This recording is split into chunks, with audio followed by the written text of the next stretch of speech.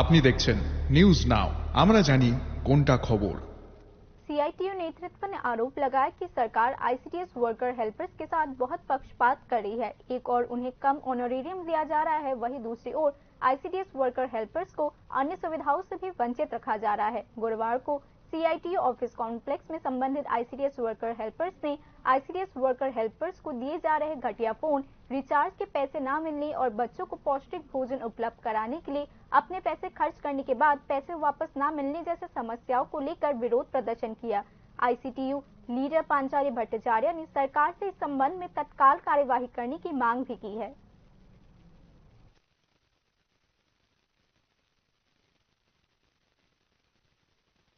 Mobile দিয়েছে, Android mobile দিয়েছে, কিন্তু এই মোবাইলগুলো একেবারে বাজে সস্তা মোবাইল এবং যেটা সবচেয়ে বড় কথা, তাদের মজুরি ভাতা যেটা আমরা বলি অনারেরিয়াম, সেটা খুবই কম।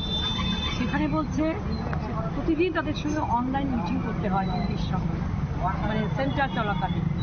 ঠিক আছে, সেটা তো তারা করছে, মোটামুটি এখন অনেকটা অভ্যস্ত হয়েছে, করতে পারছে।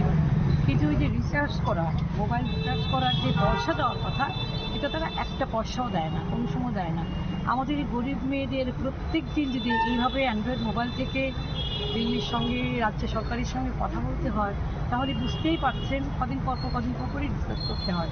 কিন্তু ওরা এই ব্যাপারে একেবারেই চুপ। আমরা সোশ্যাল ওয়েলফেয়ারের যে নিউট্রিশন, এত গরিব বাচ্চারা আসে গ্রামে, ট্রাইবাল এলাকাতে, প্রত্যন্ত অঞ্চলে, প্রান্তিক মানুষদের ছেলে মেয়ে, ওরা বাচ্চারা, ওদেরকে টিফিন ঠিকমতো দেওয়া যেতে পারে না, দেওয়া সম্ভব হয় না, কারণ টাকা ঠিকমতো আসে না, সময় মতো আসে না। তো সিপিও সুপারভাইজারকে তোমাদের টাকা দিয়ে চালিয়ে